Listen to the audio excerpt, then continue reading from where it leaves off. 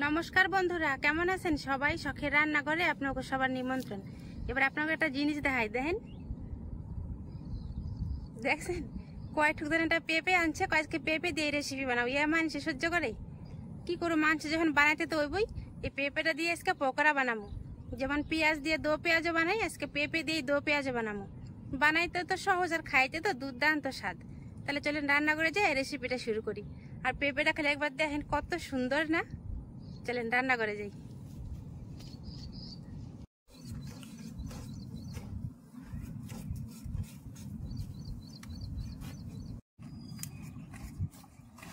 রান্না করে আইসে সবার আগে আমি পেঁপেটা কাটে নেবো, তারপরে বাকি কাজগুলো সারুন।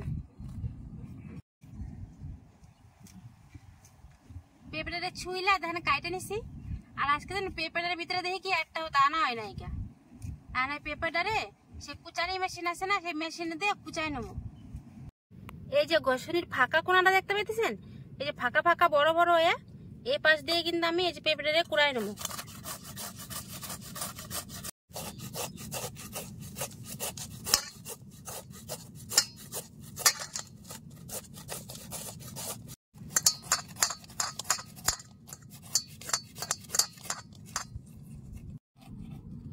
পেঁপেটা আমার কুচানো হয়ে গেছে। আর পেঁপেটা ভালো করে জল দিয়ে ধুইয়া নুন দিয়ে মাহায় রেখে দেবো।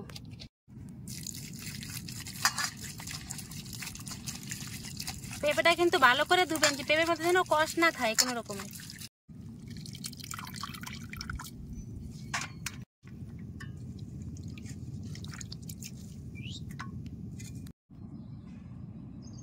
পেঁপেটারে আমি জল পাল্টায় 4 বার ধুইছি। এখন আর পেঁপেটার মধ্যে কষ ঠস নাই।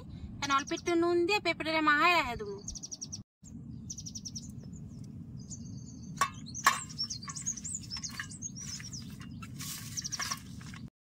পেঁপের মধ্যে নুন মাহায়া ডাইকা থুইছি, পেঁপে থেকে জলটা যা আছে হেঁটে বেরিয়ে যাবো। ততক্ষণ আমি পেঁয়াজ লঙ্কাগুলো কাইটাই রেডি করে নেব।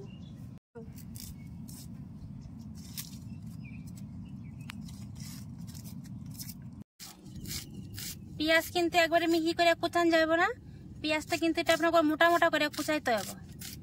এই দেখেন আমি এরকম মোটা মোটা করে কুচাইছি। 4টে পেঁয়াজ কুচাইছি আর সাথে দিচ্ছি 4টে কাঁচা লঙ্কা। কেন পেঁয়াজ একটু ঝাল ঝাল হলে বেশি খাইতে ভালো লাগে। এগুলো তো কুচানো হয়ে গেছে। এই থেকে পেঁপেটা থেকে জলও ছেড়ে দিছি। কারণ চলেন সবকিছু একসাথে মিশাইনি। পেঁপের থেকে যে রসটা রয়েছে এটা কিন্তু চিপড়ে বার করে হেলাম।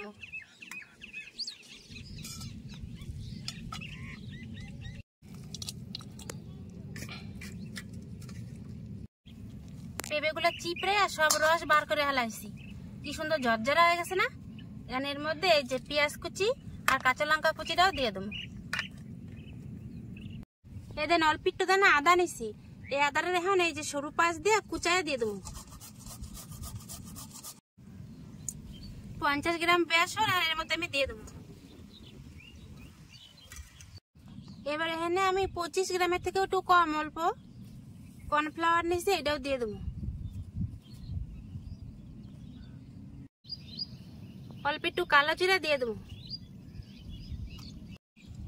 অল্প একটু জোয়ান নিছি, জোয়ানটারে হাতে ঘষা দিয়ে দেবো, তাহলে সুন্দর একটা সুগন্ধ বেরোবো।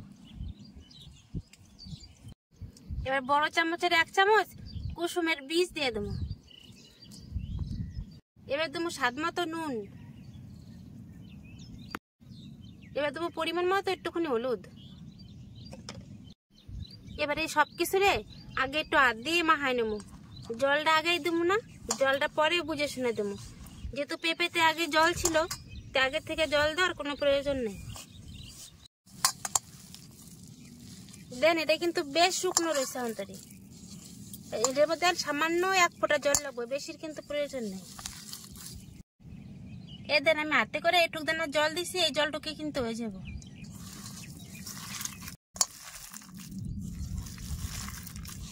দেন হাত দিয়ে ভালো করে কচলে কচলে মাখাই নিছি। কত সুন্দর একটা ডো তৈরি হয়েছে দেখেন।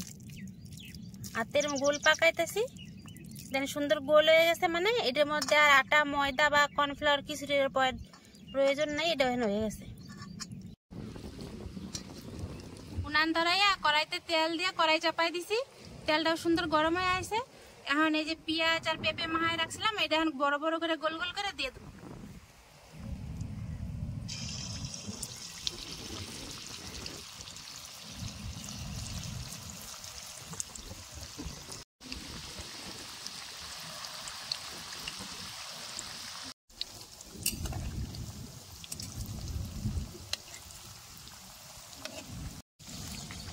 দো পেঁয়াজের বলগুলো দেখেন কি সুন্দর লাল লাল করে ভাজা হয়ে গেছে।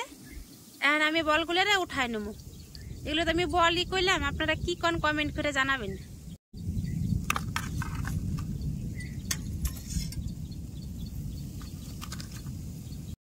কারণ এরকম করে আমি এই যে পেঁপের বাকি বলগুলোরও ভাজে নেবো।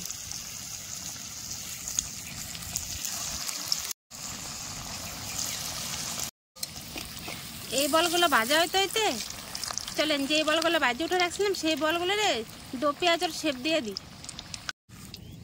বাকি বলগুলো সরাই দিয়ে একটা বল নিছি। এখন একটা গিলাসের পিছন দিয়ে এই বলটারে চ্যাপটা করে নেব।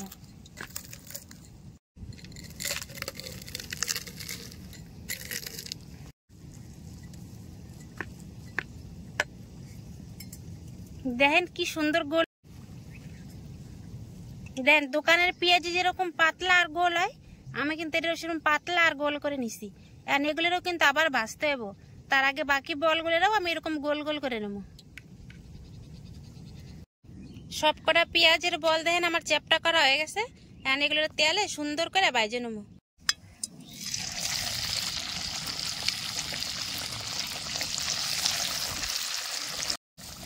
বেশ সুন্দর কড়া লাল করে দেখেন এই যে পেঁপের দো পেঁয়াজ আমার ভাজা হয়ে গেছে। আর একইভাবে বাকি দো পেঁয়াজ গুলো আমি সুন্দর করে ভাজে উঠাই নেবো।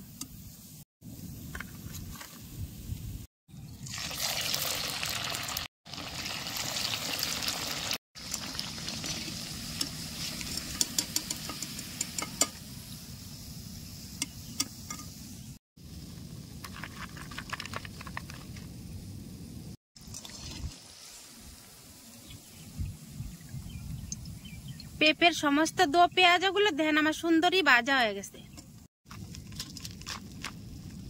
দেখছেন একটা পেঁপে দিয়া কতগুলো দো পেঁয়াজ হয়েছে না। আর দেখেন রংটা কি সুন্দর হয়েছে, আর সুন্দর মুচমুচা হয়েছে জানেন। আর সুন্দর একটা সুঘ্রাণ দেওয়া ধরছে। ওই যে দিছি না জোয়ান, তারপরে কুসুম, কালিজিরা, সেগুলোরই বাজা বাজা ঘ্রাণ বেড়াইছে। এখন চলেন এগুলো খাইতে কিন্তু বেশি কিছু লাগে না, খালি একটা লঙ্কা ভাজা আর বিট নুন হইলে এই জায়গা। বিট নুন তো আসতেই, চলেন এবার লঙ্কাটা বাইজে হলাই।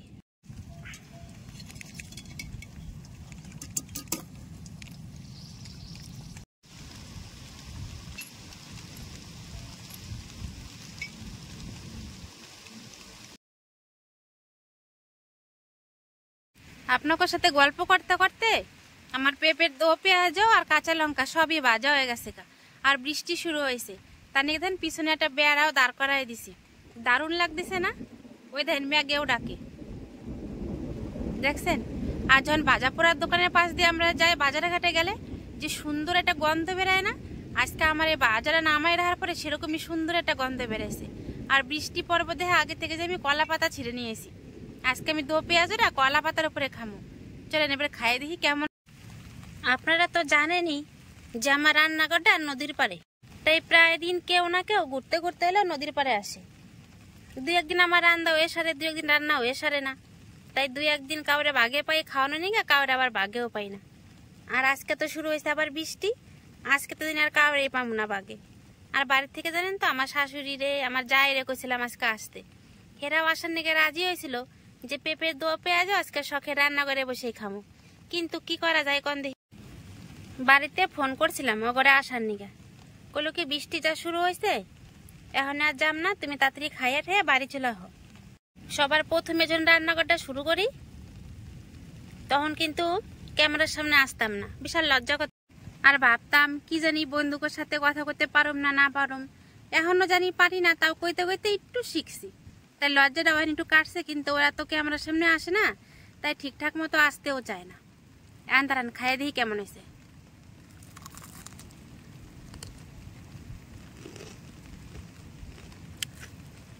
দারুণ মুচমুচে আছে বন্ধুরা।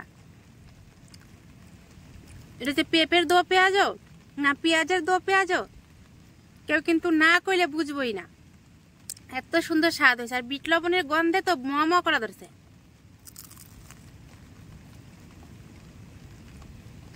দারুন দারুন। দান কাঁচা লঙ্কাটা খাই দেখি।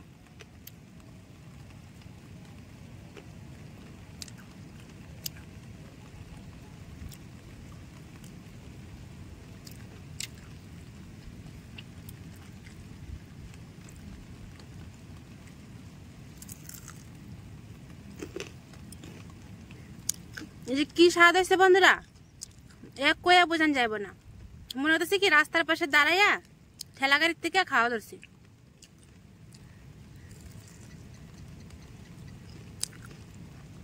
এত সুন্দর দুর্দান্ত স্বাদ হয়েছে। আপনারা একবার হলেও বাড়িতে বানাবেন।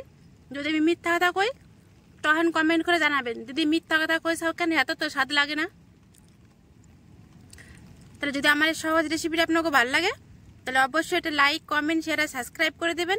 আর ফেসবুক থেকে দেখলে ফলো করতে যেন ভুলেন না। আর দেখলেন তো কত সুন্দর হয়েছে দেখতে, আর বানাতেও কত সহজ। তাহলে আজকের ভিডিওটা এখানেই শেষ করলাম। দেখা হবে পরে একটা ভিডিওতে। ততক্ষণের নিগা নমস্কার।